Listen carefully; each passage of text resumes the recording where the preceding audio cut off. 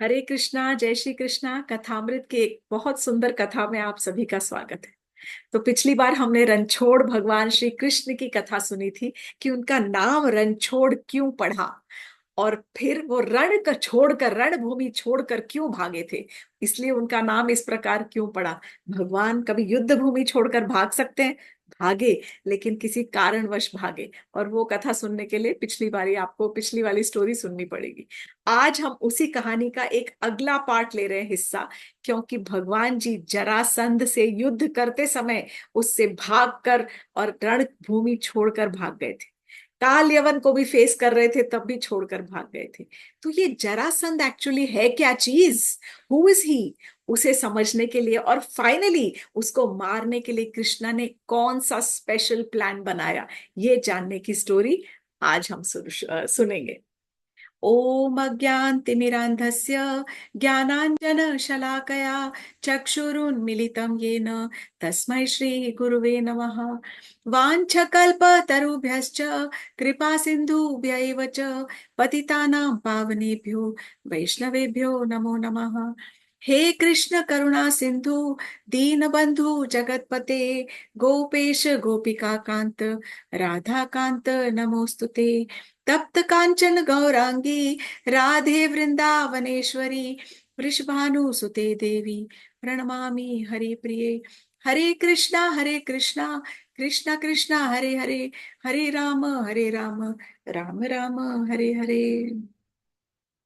सो कृष्ण भगवान जी एक बार वो इंद्रप्रस्थ पहुंचे, जहां पर पांडवों का नया नया राज्य बसा था। अब ऐसा था कि जो युधिष्ठिर महाराज थे, पांडवों के सबसे बड़े भाई, वो राजा बन रहे थे। और वो चाहते थे कि मैं बहुत बड़ा एक राजसूय यज्ञ करूं। तब उन्होंने कृष्ण भगवान जी से कहा कि मैं तो या राजसूय यज्ञ करना चाहता हूं। तब कृष्ण ने कहा, नॉट पॉसिबल। क्योंकि जब तक हमारे इतने सारे मित्र जो राजा हैं, वो सब के सब जरासंध की कैद में रहेंगे, तब तक एक छत्र राज्य बनाना नामुमकिन है। तो सबसे पहले तो हमें उन राजाओं को छुड़ाना पड़ेगा। तब महाराज युधिष्ठिर ने पूछा कि अच्छा, तो उन राजाओं को कैसे छुड़ाया जाए? वो तो जरासंध की कैद में है, और आपने तो जरासंध को छोड़ दिया था। 17 बार उसने अटैक किया मथुरा पे, और 18वीं बार तो आप खुद ही भाग के द्वारका पहुंच गए। तब कृष्ण ने कहा, क्योंकि उसको मारना इतना आसान नहीं है, वो बहुत बलशाली है। तब कृष्ण भगवान जी कहते हैं, सुनो पांडव, मैं तुमको जरासंध की कहानी सुनाता हूं। तो महाभारत में सभा पर्व के अंदर ही कृष्ण भगवान जी पांडवों की ये कथा जो है, पांडवों को जरासंध की कहानी सुना रहे हैं। अब कथा कुछ इस प्रकार है कि बहुत साल पहले एक बृहद रथ नाम का एक बहुत सुंदर, संपन्न और शक्तिशाली राजा रहता था। बहुत शक्तिशाली राजा था वो। उसकी मगध देश के ही वहां पर वो राज्य करता था, करेक्ट, क्योंकि जरासंध भी मगध देश का राजा था। बृहद रथ मगध देश का राजा था। काशी नरेश की जो दो बेटियां थी, जुड़वा बेटियों के साथ उनका विवाह हुआ था। He was a very nice king, मतलब सब तरह से कोई भी बुराई नहीं थी। बहुत अच्छा दानी, पुण्य आत्मा, बहुत अच्छा राजा था बृहद रथ। दो पत्नियां थी, और उसने दो काशी नरेश की दो बेटियों के साथ, जुड़वा बेटियों के साथ विवाह किया था। अब धीरे धीरे समय बीतता रहा, पर समय के साथ साथ ऐसा हुआ कि राजा के यहाँ कभी कोई संतान हुई ही नहीं। दो दो पत्नियां थी, पर उनके निसंतान ही रहा। थोड़ा दुखी रहता था राजा कि मेरे बाद मेरे राज्य का उत्तराधिकारी कौन होगा। ये हर बड़े बड़े जितने कॉर्पोरेट हाउसेस वाले या जितने बिजनेसमैन होते हैं, उनको भी ये चिंता लगती है। तो ये तो बड़ा राजा था कि भाई मेरे तो बेटा होना चाहिए, इस प्रकार की इच्छा लेके घूम रहा था। तभी एक बार उसे शहर में खबर मिली। उनके मंत्री ने आके उनसे कहा कि महाराज, आपको पता है कि हमारे राज्य के बाहर ही एक बहुत महान ऋषि आकर उन्होंने वहां पर डेरा डाला है। कौन है ये ऋषि? इनका नाम है चंड कौशिक। ये बहुत गौतम ऋषि के जो वंशज हैं, और उनके ऋषि के वंशज होने के कारण इनके अंदर बहुत तेज है, और बहुत तपस्या का भी तेज है। आपको जाकर इनसे जरूर ब्लेसिंग्स लेनी चाहिए, उनकी कृपा कर लेनी चाहिए। तो महाराज ने सोचा कि चलो, ये तो बहुत बड़ी बात है, बहुत अच्छी बात है। महाराज तुरंत शहर के बाहर गए और जाकर अपने काफी सारे मंत्रियों को लेकर और गए। उन्होंने उनका आदर सत्कार किया और ऋषिवर के चरणों में बैठकर यूं उदास बैठ गए। ऋषि ने कहा, मैं आपसे बहुत प्रसन्न हूं महाराज। आप मुझे बताइए, आपने मेरी इतनी अच्छी सेवा की है कि मैं आपके लिए क्या कर सकता हूँ। आप मेरे से कोई बोन मांगिए। तब महाराज सोचने लगे, सोचते सोचते थोड़ी देर और बहुत दुखी मन से बोले ऋषिवर, मुझे कुछ नहीं चाहिए। मेरे पास सब कुछ है, मेरे पास इतना बड़ा महल है, प्रजा है, सब संतुष्ट है, सब कुछ सही है। और मैं लेकर क्या करूंगा, कुछ भी आप मुझे दोगे, क्योंकि मेरे पास तो कोई उत्तराधिकारी ही नहीं है। तो मेरे लिए कोई भी चीज, सब कुछ यूजलेस है, बेकार है, क्योंकि सब कुछ यही छूट जाएगा।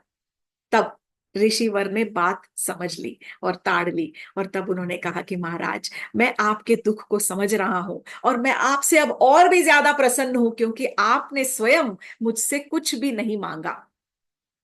आपने बिन कहे ही इतना कुछ कह दिया। पर मैं खुश हूं, क्योंकि आपने मुझसे कुछ नहीं कहा। परंतु अब मैं आपके दुख का निवारण करता हूं।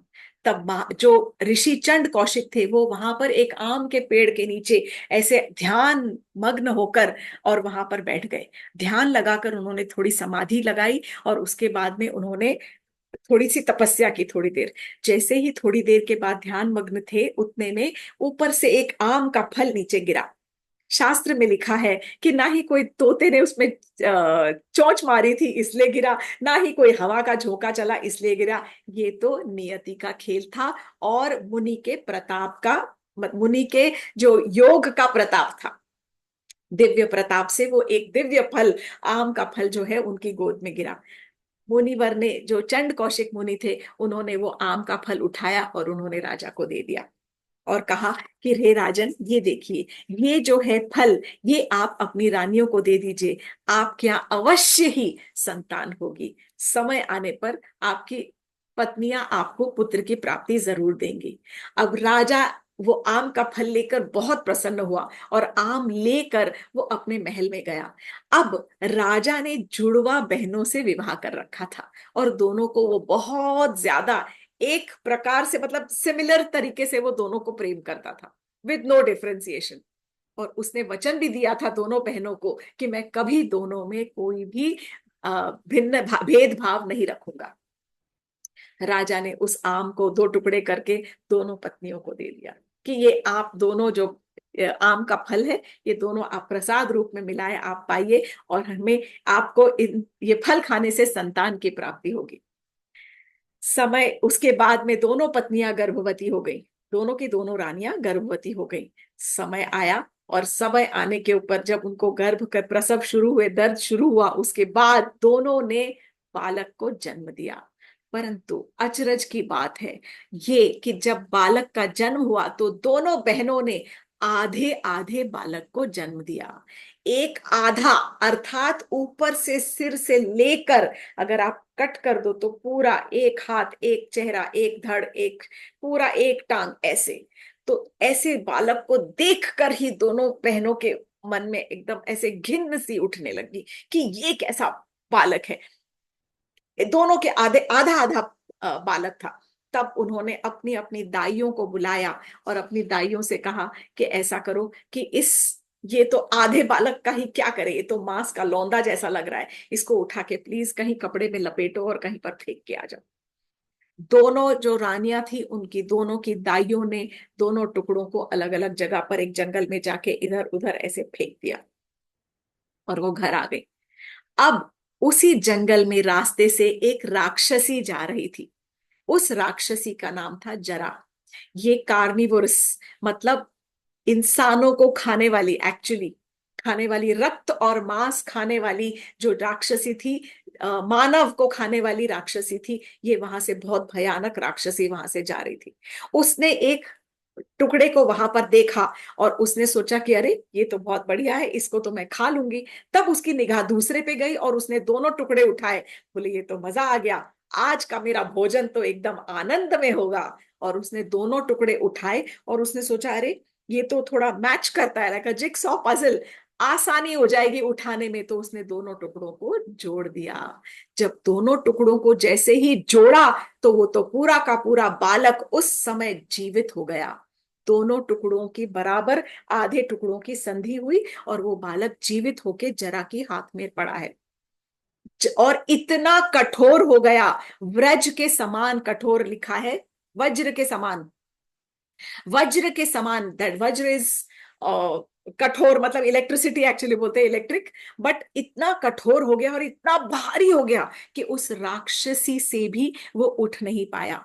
वो चाहती थी कि वो उसे चाटे और खाए, पर वो उसे उठ ही नहीं पा रहा था। और इतने में ही उस बच्चे में जब जान आई, तो बच्चे ने इतनी जोर की क्रोध में दहाड़ लगाई, इतनी जोर से रोना, चित्कार, दहाड़ने लग गया कि उसकी दहाड़ से वो जरा भी थोड़ा सा एक क्षण के लिए कांपी। और तब उस दहाड़ से सीधा वो आवाज राजमहल तक पहुंची। राजमहल में राजा ने सुनी, मंत्रियों ने सुनी, और सब के सब वहां पर भागते हुए आ गए। जब भागते हुए आए, तब उस समय जो जो दैत्य थी ये जरा, उसने तुरंत अपना जो रूप था वो राक्षसी से एक मानव शरीर में परिवर्तित कर लिया, एक स्त्री का रूप धर लिया, बच्चे के साथ में, बच्चे को लेके हाथ में। जब तक वहां पर राजा पहुंच रहा था, भाग के आ रहा था, तब जरा के मन में ख्याल आया कि मैं अपना पूरा जीवन मैंने इस राजा के ही राज्य में बिताया है, और इस राजा ने कभी मुझे परेशान नहीं किया है, कभी भी नहीं। तो ये मेरा कर्तव्य बनता है कि मेरा राजा तो निसंतान है, उसके पास तो कोई बालक भी नहीं है। तो मेरा ये कर्तव्य बनता है कि इस बालक को मैं आज राजा को ही दे देती हूँ।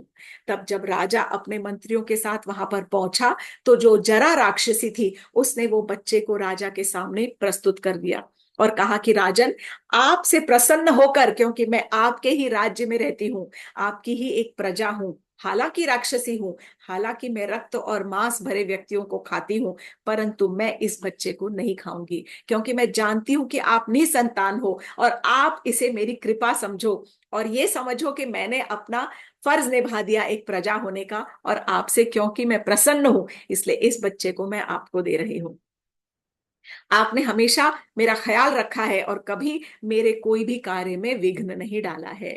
तो राजा, जो बृहद रथ था, वो आश्चर्यचकित हो गया, उसने उस बालक को हाथ में लिया। जैसे ही बालक हाथ में लिया, तब जरा ने कहा कि हाँ, एक चीज है, क्योंकि जब इसका आप नाम रखो तो नाम रखना जरासंध, क्योंकि जरा राक्षसी ने इसकी संधि की है। संधि अर्थात जोड़ना, संधि करना मीन्स जुड़ जाना, मेल मिलाप करवाना, समझो। तो क्योंकि जरा राक्षसी ने इसकी संधि करवाई है, इसलिए इसका नाम जरासंध पड़ गया।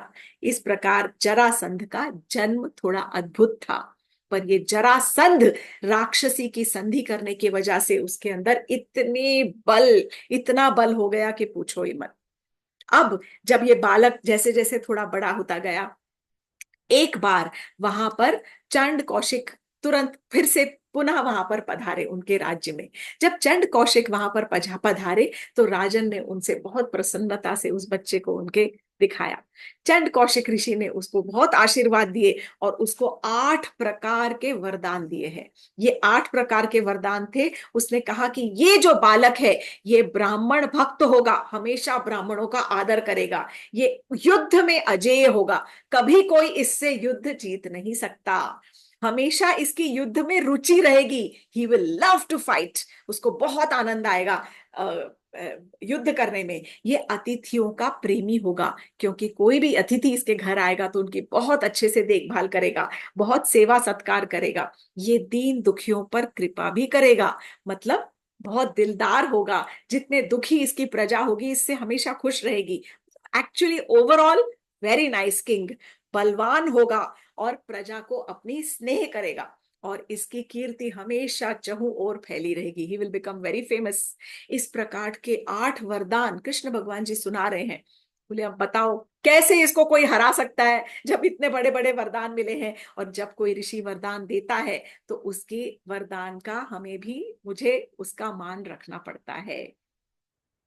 तो इस प्रकार जो भी साधु सन्यासी यदि कोई श्राप देते हैं, वरदान देते हैं, तो उनके रखवाले कौन है? स्वयं भगवान ही उनके रखवाले हैं, क्योंकि वो ऋषिवर जो है वो ब्राह्मण है, और ब्राह्मणों के जो देव हैं वो हमारे कृष्ण भगवान जी हैं।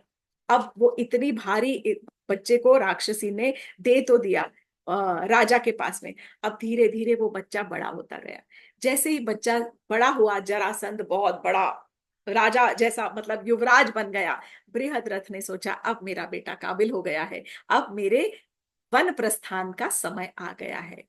तो बृहद्रथ ने सारे राज्य का जो कारभार था वो अपने बेटे जरासंध को सौंप कर, और वो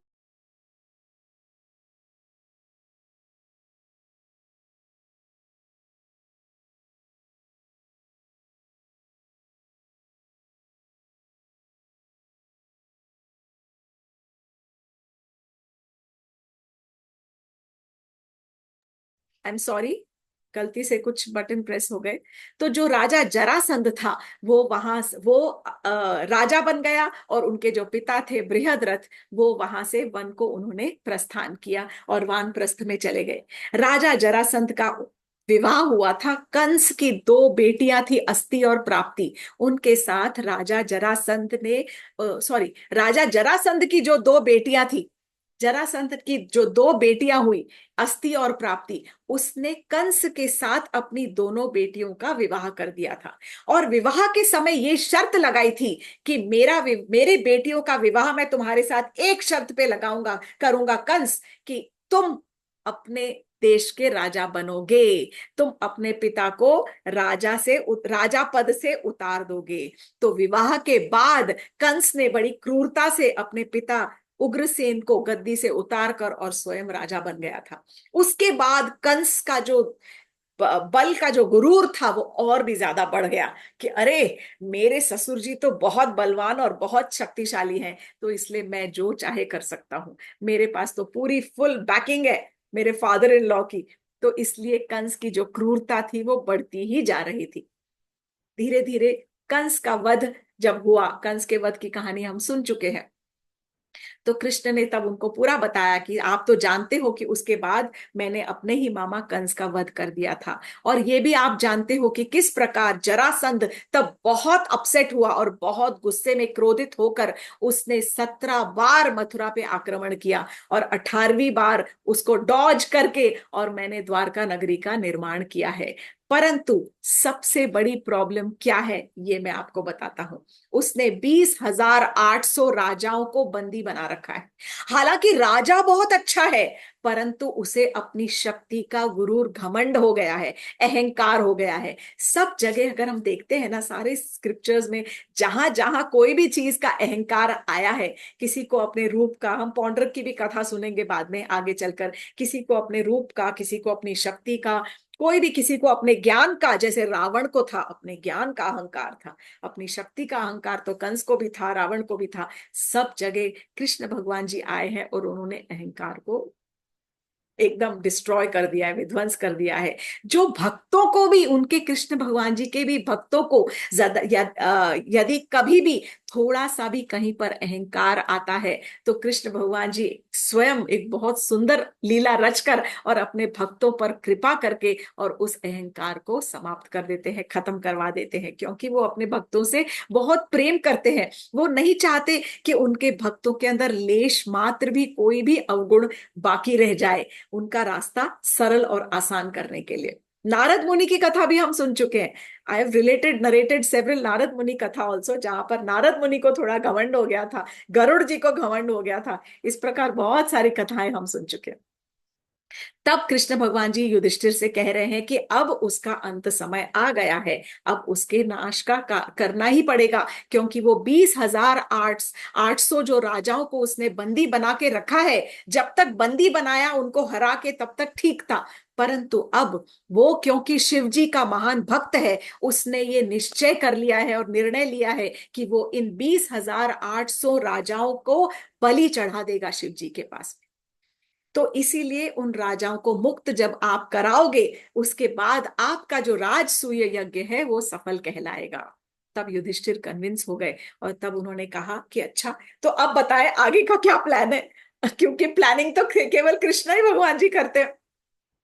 तो कृष्ण भगवान जी ने बोला, हे अर्जुन एंड हे भीम, दोनों मेरे साथ चलोगे, हम तीनों जाएंगे गिरिव्रज। कहां पर? मगध नरेश जरासंध की जो राजधानी है उसका नाम है गिरिव्रज। हम तीनों वहां पर जाएंगे, और वहां पर हम उसको चैलेंज करेंगे द्वंद्व युद्ध के लिए, ड्यूअल फाइट, क्योंकि वो मुश्किल है उसको कोई भी युद्ध में हराना। तो इस प्रकार, और हमें जानते हुए, हमें देखते हुए वो डेफिनेटली भीम को ही चूज करेगा युद्ध करने के लिए। तो भीम तुम रेडी रहना उसके साथ युद्ध करने के लिए। तो भीम थोड़ा एक्साइटेड हो गया, खून में जोश आ गया कि चलो वन मोर, एक और मौका मिलेगा युद्ध करने का। अब तीनों के तीनों वहां से ब्राह्मण का वेश धरकर वो पहुंचते हैं गिरिव्रज, जो कि मगध की राजधानी है। वहां जब पहुंचने के बाद में उसकी एक अलग, सॉरी, उसकी एक अलग वहां पर कथा है। ये तीनों के तीनों ब्राह्मण के वेश में वहां पर पहुंचे हैं, और ब्राह्मण के वेश में पहुंचकर वो जरासंध के महल में पहुंचते हैं अतिथि के स्वरूप में, क्योंकि उनको पता था कि ये अतिथियों का प्रेमी है, ये अतिथि की आवभगत अच्छे से करता है। जब वो अतिथियों को लेकर आए, उनके जो मंत्री थे, तो उन्होंने आव भगत की और कहा कि ब्राह्मण प्रणाम, क्योंकि ब्राह्मण प्रेमी भी थे, ब्राह्मणों का हमेशा ब्राह्मण भक्त थे, फर्स्ट जो बोन मिला था। तब उन्होंने कहा कि आइए पधारिए, आप कहिए कि मैं आपकी किस प्रकार सेवा कर सकता हूं। तो कृष्ण भगवान जी ने कहा कि ये जो मेरे दोनों ब्राह्मण हैं, इन्होंने मौन व्रत ले रखा है, नियम लिया हुआ है कि ये केवल मध्य रात्रि के बाद ही बोलेंगे, मध्य रात्रि तक ये बात नहीं करेंगे। तो जरासंध ने बोला ठीक है, चलिए कोई बात नहीं, आपका मैं रहने का प्रबंध करता हूं। तो जरासंध उनको लेके गया और यज्ञशाला में ले जाकर उनके रहने का उनको प्रबंध करवाया, और वो खुद अपने महल में चला गया। जब आधी रात हुई तो जरासंध फिर आया। इमेजिन, ऐसा नहीं, क्योंकि बात करनी थी ना। तो आधी रात को जरासंध फिर उठकर आया, और तब जैसे ही आया तो तीनों सकपका गए कि क्योंकि आगे की प्रॉपर प्लानिंग तो थी नहीं। तुरंत पहुंचे तो तीनों के तीनों एकदम उठ खड़े हुए और बोले कि आपका कल्याण हो, इस प्रकार वो बोलने लगे। तब जरासंध ने उसके साथ में कहा कि आप बताइए कि किस प्रकार आपका यहाँ पर आगमन हुआ है। तो सबके सब ये कि कृष्ण भगवान जी ने तब कहा कि हम आपसे कुछ मांगना चाहते हैं। तब एक बार उसे थोड़ा सा अंदेशा हुआ कि ये जो है ये ब्राह्मण नहीं नजर आ रहे, क्योंकि इन्होंने तो फूलों की माला पहनी हुई है, और नॉर्मली ब्राह्मण जो है वो चंदन की माला पहनकर आते हैं। इनकी कलाइयों पर, इनके हाथों पर तो ऐसे धनुष बाण के रगड़ के निशान पड़े हुए हैं, इनके बहुत हाथ जो है सारे गुथे हुए नजर आ रहे हैं। ये जरूर कोई क्षत्रिय है जो ब्राह्मण वेश में मुझसे कोई मांगने आए हैं। परंतु मैं सोच रहा हूं, जरासंध सोचने लग गया कि परंतु मुझे पता है कि मुझसे अधिक बलशाली तो इस पूरे संसार में कोई है ही नहीं। मैं तो शिव जी का महान भक्त हूं, और यदि ये मुझसे मांगने भी आए हैं कोई, तो फिर राजा बलि की कथा उसको याद आ गई कि महाराज बलि इतने वीर योद्धा थे, परंतु फिर भी उन्होंने जब वामन देव को सब कुछ अर्पित कर दिया और वचन दिया था, तो उससे उनकी ही कीर्ति बढ़ गई थी। तो वो उसने सोचने लगा कि मुझे भी, he wanted to become famous, उसको वरदान भी मिला हुआ था, ये सब आशीर्वाद मिले हुए थे कि अगर मैंने इनकी इच्छा पूरी कर दी तो वैसे ही मुझे कीर्ति मिलेगी, और नहीं भी पूरी कर पाया इच्छा तो फिर भी मुझे कीर्ति मिलेगी कि मैंने कोशिश की और प्रयत्न किया और मैंने वचन दिया, पहचानते हुए भी कि ये ब्राह्मण है और ये ब्राह्मण नहीं है, कि पहचानते हुए कि ये क्षत्रिय है और ये ब्राह्मण नहीं है। तब उन्होंने कहा कि ठीक है, मैं समझता हूं, कि मैं समझ रहा हूं कि आप ब्राह्मण नहीं हैं, आप छद्म वेश में यहाँ पर पधारे हैं, और आप तो क्षत्रिय ही नजर आ रहे हैं। आप मुझे अपना परिचय दीजिए, क्योंकि आपने तो पुष्पों की माला पहन रखी है, ब्राह्मण तो चंदन की माला पहनते हैं, इस प्रकार, और मुझे योद्धा के निशान भी आपके शरीर पर दिख रहे हैं। तब उस समय कृष्ण भगवान जी बोले, क्योंकि उन्हें ही बोलना था। तब कृष्ण भगवान जी ने कहा कि जरासंध, तुमने सही पहचाना कि हम तीनों ब्राह्मण नहीं हैं, और यहाँ पर जो पुष्प की माला है, आप समझ लो कि हम स्नातक ब्राह्मण जैसे हैं, क्योंकि पुष्प की माला हमने इसलिए पहनी है क्योंकि पुष्प की माला पहनने से, फूलों की माला पहनने से लक्ष्मी जी प्रसन्न होती है। तो हम लक्ष्मी जी को आमंत्रित करना चाहते हैं अपने जीवन में, अपने, we want more money, that's what he is trying to imply. तो जरासंध बोले अच्छा, तो हम यहाँ पर अपने काम से आए हैं, हमारा एक कार्य है जो हमें निपटाना है आपके से, आपसे। तो जरासंध ने बोला पर मुझे तो कभी याद नहीं आता कि मैंने आपसे कुछ काम लिया हो, या मुझे आपको लौटाना है या ऐसा, मुझे तो याद नहीं आता कि मैं कब आपसे मिला हूं, और मैं आपका अपराधी कैसा हो गया। मैंने तो कोई अपराध नहीं किया, मैं आपका शत्रु कैसे हो गया जो आप मुझसे कुछ निपटाना चाहते हो, कुछ काम निपटाना चाहते हो मेरे साथ।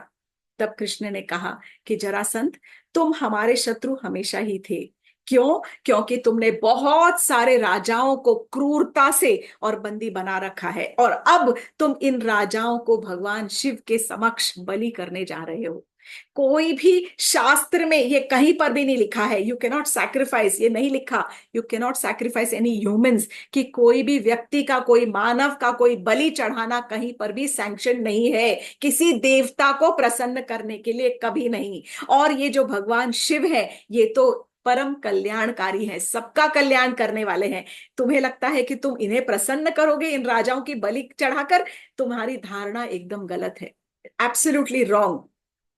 तुम्हारी बुद्धि भ्रष्ट हो चुकी है, तुम्हारी मति मारी गई है। तुम अपने ही समान राजाओं को जानवर की तरह ट्रीट कर रहे हो। ये कहाँ का विजडम है, कहाँ की बुद्धि विवेक है? तुम्हें अपने शक्ति का अहंकार हो गया है। तो तुम अपनी इस हरकत को यहीं पर बंद करो। और जहां तक हमारी बात है, मैं ऋषिकेश हूं और ये अर्जुन है और ये मेरे साथ में भीम खड़ा है। हम यहाँ पर तुमको द्वंद्व युद्ध के लिए ललकारने के लिए आए हैं। तो अब तुम बताओ कि तुम किसके साथ में युद्ध करना चाहते हो? तो जरासंध हंसने लगा। उसने बहुत जिरह की और समझाने की कोशिश की कि मैं क्यों इन राजाओं को मारना चाहता हूं, मैं बलि चढ़ाना चाहता हूं और तुम्हारा सब गलत है। बट ऑब्वियसली वो सब कुछ फेल था, गलत था। बट वो थोड़ा जब ललकार सुनाई दी तो वो भी थोड़ा एकदम जोश में आ गया, और जरासंध तब उस वक्त कृष्ण के ऊपर हंसने लग गया और कहने लगा, अच्छा, तुम मुझे द्वंद्व युद्ध के लिए चैलेंज करना चाहते हो? तो क्या तुम बात कर रहे हो? अब मुझे ये बताओ कि आपसे तो मैं कैसे युद्ध, कृष्ण तुमसे तो मैं क्यों ही युद्ध करूं? तुम डरपोक, तुमने अपने सगे मामा को नहीं छोड़ा, तुमने अपने मामा को तक का वध कर दिया। और तो और तुम पर जब मैंने आक्रमण किया तो तुम तो भाग गए रणभूमि से। तुमसे युद्ध करना एकदम बेकार है, वो मेरे लेवल के नीचे आता है। अब मैं तुमसे युद्ध नहीं करूंगा। और ये जो भीम है, इसमें कहाँ दम है? इसमें कोई धम धम नहीं है, इसके तीर और कमान को तो मैं यूं ही तोड़ ताड़ के फेंक दूंगा। हाँ, ये भीम जरूर है जिसमें मुझे थोड़ा सा दम लगता है, इसके अंदर जरूर शक्ति है। तो यदि तुम्हें युद्ध करना ही है, ड्यूल मतलब द्वंद्व युद्ध, तो मैं भीम की जो ललकार है, चैलेंज है, उसको मैं एक्सेप्ट करता हूं। तब भीम के साथ में जरासंध का जो युद्ध था वो निश्चित हो गया। जब वो निश्चित होने के बाद में दोनों के अंदर युद्ध तैयार, मतलब दोनों में युद्ध शुरू हो गया। द्वंद्व युद्ध कर रहे हैं और कृष्ण और अर्जुन सब साथ में खड़े हैं। पूरे दिन युद्ध चलता था। मुक्के, मतलब आप सोचिए कि जिस प्रकार पहलवान कुश्ती करने वाले युद्ध कर रहे हैं, बस उसी तरह की कुश्ती का युद्ध चल रहा है मल्ल भूमि के अंदर। बहुत सारे लोग देख रहे हैं। और रोज सुबह सूर्योदय के साथ में युद्ध शुरू होता और सूर्य अस्त तक खत्म हो जाता। उसके बाद दोनों अपने अपने कक्ष में चले जाते और फिर से अगले दिन आकर युद्ध लग जाते। इस प्रकार टक्कर का युद्ध था, एकदम दोनों का वज्र समान शरीर। टक्कर का युद्ध था, तरह तरह के पैतरे अपना के दोनों ने, डिटेल डिस्क्रिप्शन है, पैतरे अपना के दोनों ने अलग अलग प्रकार से युद्ध किया है। इस प्रकार 27 दिन हो गए, 27 डेज देवर फाइटिंग।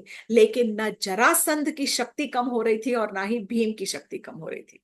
परंतु अब 27वें दिन रात को भीम ने आकर कृष्ण से कहा कि हे मधुसूदन, अब नहीं लगता कि ये इसको कोई हरा पाएगा। 27 दिन हो गए युद्ध करते करते, पर कुछ भी नहीं हो रहा, नथिंग। वो भी ऐसे ही पहुंच जाता, मैं भी ऐसे ही पहुंच जाता हूँ, जैसे कि रोज लोग ऑफिस जाते वापस आते, ऑफिस जाते वापस आते। भीम ने कहा, अब लगता है इसका कुछ नहीं होगा।